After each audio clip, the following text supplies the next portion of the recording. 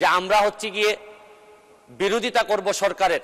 আমি সৌভাগ্য না দুর্ভাগ্য জানি না, একেবারে সামনেই পড়ছে আমার সিটটা মাননীয় স্পিকার, উনি সব আমারে দেখতে পান। আমরা তো নড়াচড়ার কোনো সুযোগ নাই, সব বিরোধী দল এবং স্বতন্ত্র। মাননীয় প্রধানমন্ত্রীকে জিজ্ঞেস করেন, আপনার হৃদয়ে যদি দেশপ্রেম থাকে এবং আপনার রক্তের মধ্যে যদি বাংলাদেশের জন্য কিছু করার ইচ্ছা থাকে। সৈয়দ সাইদুল হক 242, হবিগঞ্জ 4। আপনার সময় 5 মিনিট। ধন্যবাদ মাননীয় স্পিকার। শুরু করিতেছি মহান আল্লাহর নামে, যিনি পরম করুণাময় এবং অত্যন্ত দয়ালু। মাননীয় স্পিকার, আমার বক্তব্যের শুরুতেই শ্রদ্ধা ভরে স্মরণ করছি হাজার বছরের শ্রেষ্ঠ বাঙালি বঙ্গবন্ধু শেখ মুজিবুর রহমান।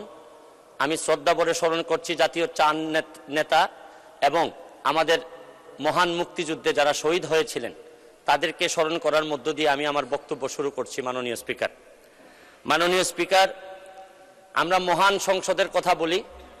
মহান সংসদে সব সময় মহান কাজ হয় না মাননীয় স্পিকার।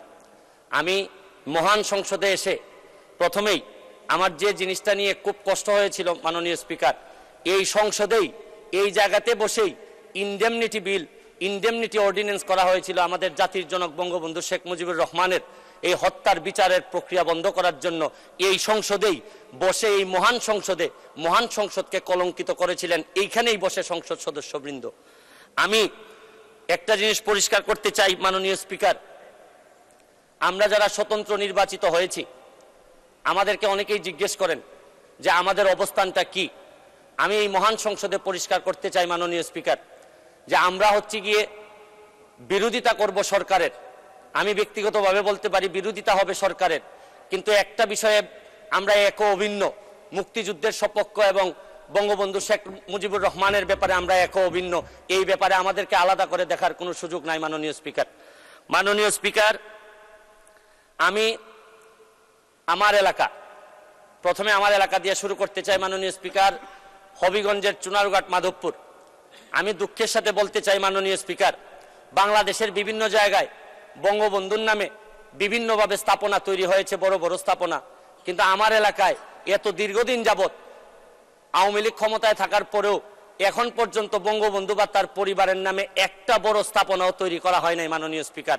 আমি নিজে অল্প অল্প কয়েকটি ব্রিজ নিজের টাকা দিয়ে জননেত্রী শেখ হাসিনা এবং বঙ্গবন্ধুর নামে কয়েকটি ব্রিজ তৈরি করেছি এবং আমার এলাকার যারা কৃতি সন্তান ছিলেন তাদের নামে ব্রিজ তৈরি করেছি। আমাকে অনেকে বলেছেন যে আপনি টাকা পান কোথায়। আমার এলাকায় আমি বলছি যে আমি টাকা পাই কোথায় এটা জিজ্ঞেস করার আগে মাননীয় প্রধানমন্ত্রীকে জিজ্ঞেস করেন যে উনি বাংলাদেশের উন্নয়নের জন্য এত টাকা পান কোথায়। ইতিহাসের যে উন্নয়ন উনি করেছেন এইটা তো আগে বাংলাদেশের ইতিহাসে কখনো হয়নি। আমি একটা জিনিস বিশ্বাস করি, আপনার হৃদয়ে যদি দেশপ্রেম থাকে এবং আপনার রক্তের মধ্যে যদি বাংলাদেশের জন্য কিছু করার ইচ্ছা থাকে তাহলে টাকা কোনো সমস্যা হয় না মাননীয় স্পিকার। এটা প্রমাণ করেছেন আমাদের জননেত্রী শেখ হাসিনা, এটা প্রমাণ করেছেন যে চাইলেই এই দেশকে বহুদূর নিয়ে যাওয়া সম্ভব মাননীয় স্পিকার। মাননীয় স্পিকার, মাননীয় প্রধানমন্ত্রীর সাথে যখন আমার দেখা হয় উনি আমাকে বলেছিলেন, হেসে হেসে বলেছিলেন, তুমি তো ফেসবুকে মধ্য দিয়ে তুমি এমপি হয়ে গিয়েছো। আমি একটা জিনিস পরিষ্কার করতে চাই আজকে মাননীয় স্পিকার, যে আমি ফেসবুককে ব্যবহার করে হয়েছি, কিন্তু একটা জিনিস, বাংলাদেশটাকে যিনি ডিজিটাল বাংলাদেশে রূপান্তরিত করেছেন আর এইটার প্রোডাক্ট হচ্ছে গিয়ে আপনার ফেসবুক। এই ডিজিটাল বাংলাদেশ এবং স্মার্ট বাংলাদেশ যিনি তৈরি করেছেন এই বিবেচনা যদি আপনি করেন, কারণ ডিজিটাল বাংলাদেশ না করলে আমি ফেসবুকে 7 মিলিয়ন ফলোয়ার তৈরি করতে পারতাম না, তাহলে এই বিবেচনায় আপনি বলতেই পারেন যে আমি ফেসবুকের এমপি ঠিকই, কিন্তু আমাকে যিনি ফসল হিসাবে তুলেছেন এটা জননেত্রী শেখ হাসিনা আমাকে ফসল হিসাবে তুলেছেন মাননীয় স্পিকার। মাননীয় স্পিকার, এই ফেসবুককে ব্যবহার করে আমি অসঙ্গতির কথা বলেছি। এই ফেসবুককে ব্যবহার করে আমি ফুটবলে নিয়ে মানুষকে মাঠে নিয়ে গেছি এবং আমি মাদক মুক্ত সমাজ ব্যবস্থার কথা বলেছি। আমি একটা কথা বলতে চাই, আমি ধন্যবাদ জানাই সজীব ওয়াজেদ জয়, আমি ধন্যবাদ জানাই আমাদের জুনায়েদ আহমেদ পলক ভাইকে, যেভাবে এই কনসিস্টেন্টলি এই উন্নয়নটাকে ধরে নিয়ে যাচ্ছেন। আরে অনেকে আমি বক্তব্যতে শুনি বলেন যে আমরা ডিজিটাল বাংলাদেশ নির্মাণ করব। আমি তো বলি নির্মাণ হয়ে গেছে অনেক আগেই। এই ডিজিটাল বাংলাদেশের ফসল অলরেডি আমি এমপি হিসাবে এই মহান সংসদে অলরেডি চলে আসছি মাননীয় স্পিকার।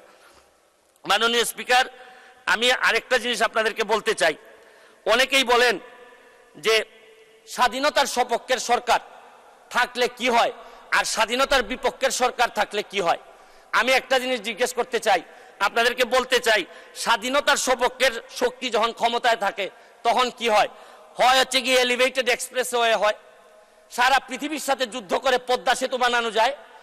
আপনি দেখেন এই রূপপুর পারমাণবিক কেন্দ্র বানানো যায়, টানেল বানানো যায়, মেট্রো রেল বানানো যায়। আমি এয়ারপোর্টে এবং ধন্যবাদ জানাই মাননীয় প্রধানমন্ত্রীকে, ফুটবল খেলায় যখন ফরিদপুরে যেতাম, মাদারীপুরে যেতাম, আমার সারা দিন কেটে যেত।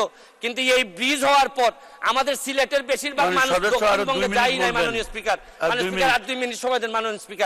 মাননীয় স্পিকার, আমি এইটা এলিভেটেড এক্সপ্রেসওয়ে উঠলে এয়ারপোর্টে যাইতে আমার বিশ্বাস যে সবচেয়ে অপছন্দ যারা করে এই সরকারকে, তাও এলিভেটেড এক্সপ্রেসওয়ে মুখ লুকিয়ে লুকিয়ে কোনো রকম চলে যায় এয়ারপোর্টে, মনে করে যে এই জিনিস হওয়ার পর তো আর অন্তত এই প্রতিবাদ বা সমালোচনা করা সাজে না এদের। আমি আরেকটা জিনিস বলি, মুক্তিযুদ্ধের বিপক্ষের সরকার থাকলে কি হয়? বোমাবাজি হয়, 21-এ গ্রেনেড হামলা হয়। আমি আরেকটা জিনিস আপনাদেরকে বলতে চাই মাননীয় স্পিকার, আমি আন্তর্জাতিক অপরাধ ট্রাইব্যুনালের সর্বকনিষ্ঠ প্রসিকিউটর হিসাবে আমি আগেই যখন আমাকে সিট বরাদ্দ দেওয়া হয়, আমি আগেই জিজ্ঞেস করে নিছি যে আমার সিটে কি যাদের বিচারের সাথে আমি ছিলাম, এই যে আন্তর্জাতিক অপরাধ ট্রাইব্যুনালে যাদের বিচারের সাথে ছিলাম, এই সিটগুলা কি তাদের ছিল কিনা। আমি নিশ্চিত হয়েছি যে এই সিটগুলাতে ওনারা ছিলেন না, কারণ আমি বিশ্বাস করি আন্তর্জাতিক অপরাধ ট্রাইব্যুনালের প্রসিকিউটর হিসাবে আমি কোনো যুদ্ধাপরাধীদের সিটে বসতে পারি না মাননীয় স্পিকার। আমি আরেকটা জিনিস, আপনি হয়তো আর সময় নাই মাননীয় স্পিকার, আমি আরেকটা জিনিস বলতে চাই মাননীয় স্পিকার, এত সফলতার মধ্যেও আমাদের কিছু সমস্যা আছে মাননীয় স্পিকার। দ্রব্যমূল্যের অবস্থা খুবই খারাপ মাননীয় স্পিকার। আমাদের ব্যাংকগুলোর অবস্থা খারাপ মাননীয় স্পিকার। আমরা টাকা পাচার কোনোভাবে রোধ করতে পারতেছি না মাননীয় স্পিকার। আমি আজকের প্রথম দিনে আপনাদেরকে বিরক্ত করতে চাই না, এইসব নিয়ে আমি ভবিষ্যতে কথা বলবো।